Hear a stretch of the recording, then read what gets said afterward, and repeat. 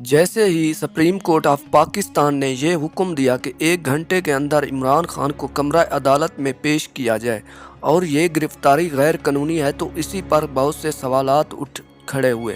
لیکن جیسے ہی یہ خبر آئی تو پاکستانیوں میں خوشی کی ایک لہر دوڑ گئی، کیونکہ وہ اپنے لیڈر کو دیکھنے کے لیے بےتاب تھے اور ان کے اندر خوشی آ گئی۔ اسی حوالے سے جمائمہ خان نے بھی ایک ٹویٹ کر ڈالا اور اس پر جمائمہ خان بھی جھوم اٹھی اور جمائمہ خان کا ڈانس وائرل ہو گیا۔